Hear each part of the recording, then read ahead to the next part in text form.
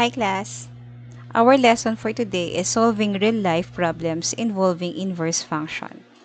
So, let's have a recap or recall natin yung what is an inverse function.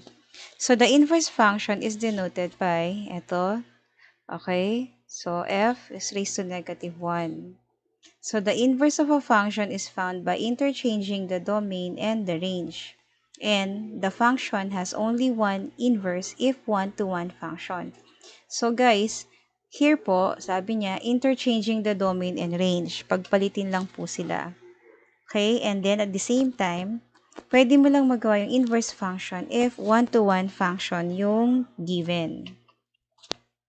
So may mga steps din how to find the inverse function. Number 1, replace f of x with y. Number 2, interchange x and y. Number 3, solve for the new y from the equation in step number 2. And then number 4, okay, replace the new y with, ito po, f raised to negative 1x or the inverse function of x if the inverse is a function. So the inverse of a function tells you how to get back to the original value. We do this a lot in everyday life without really thinking about it. So for example, think of a sports team, basketball, kunyari. Each player has a name and a number. Sa jersey nila, right, nakasulat yung number nila sa damit. So if you knew a player's name and wanted to know their number, you could think of this as a function from players to their numbers. Now, if you wanted to do the reverse, find the player's name given their number and you would be using the inverse of this function.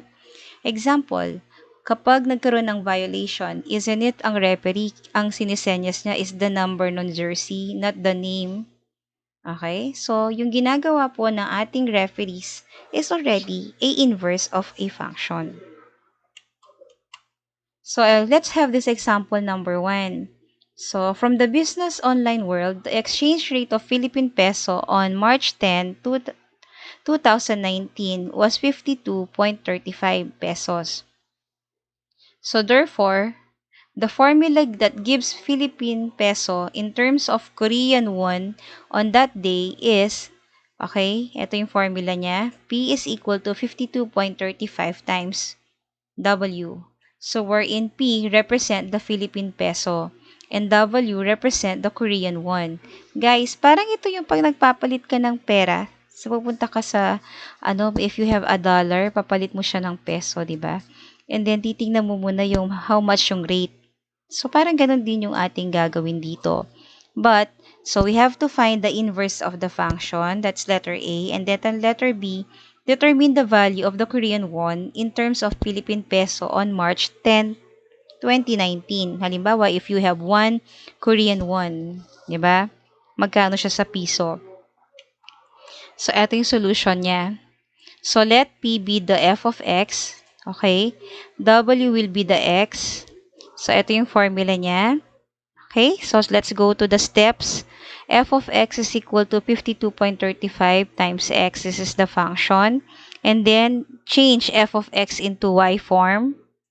Then, step 3, interchange the value, the variables. So, y, nandito na siya, and x nandoon. Ito yung next step niya. We have to eliminate the 52.35 besides the y, di ba? Kasi hinahanap lang natin yung y. So, ka-cancel out natin yan. And then dito, again, kung anong dinivide natin dito, siyang i-divide sa kabilang side. So, therefore, y is equal to x over 52.35.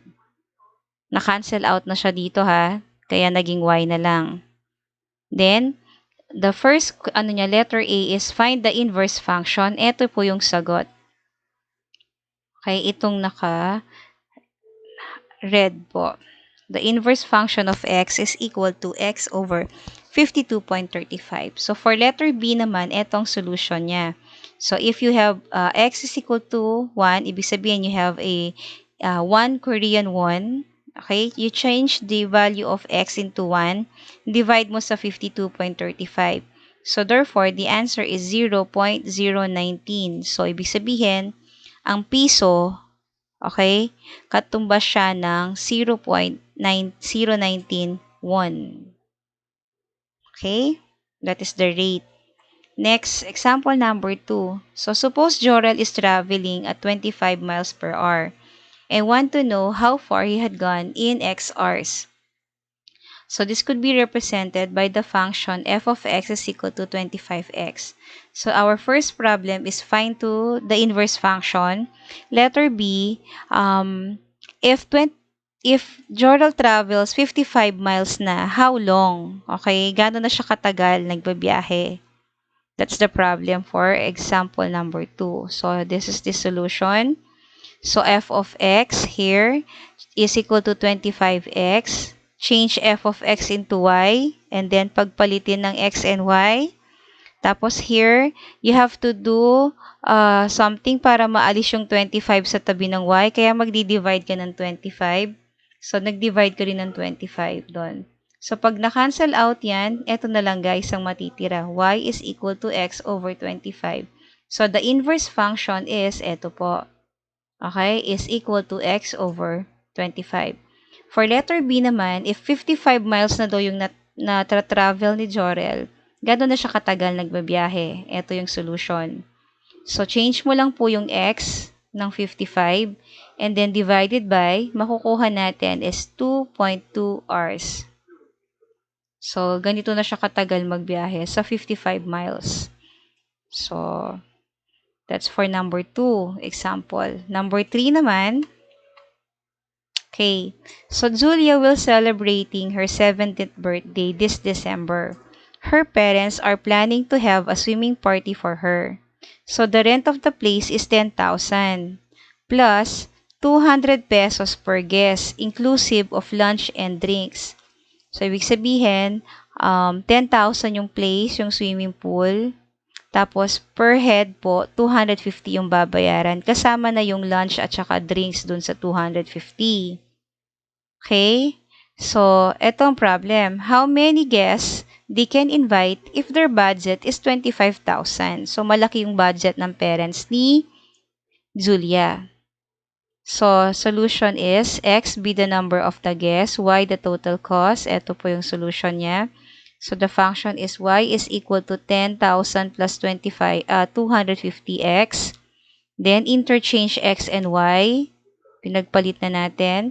And then, the next step is you have to transpose yung 10,000 sa kabila. Kaya, naging ganito siya.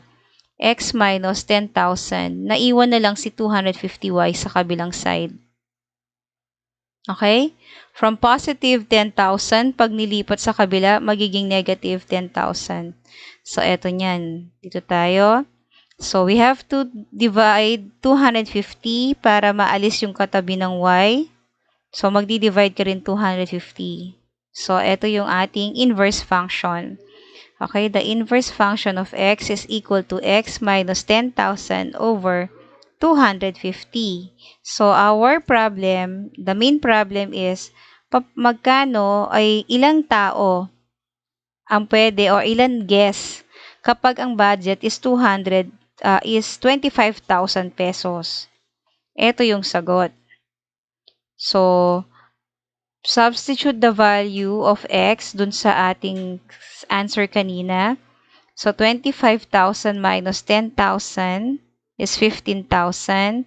Then, divided by 250. So, ang sagot is 60 guests. So, ibig sabihin guys, kung ang budget ng parents niya is 25,000, pwede silang makapag-invite ng 60 guests. Okay? So, I hope po may natutunan po kayo sa ating first lessons for week 5. So, thank you. This is your teacher, Jo. God bless.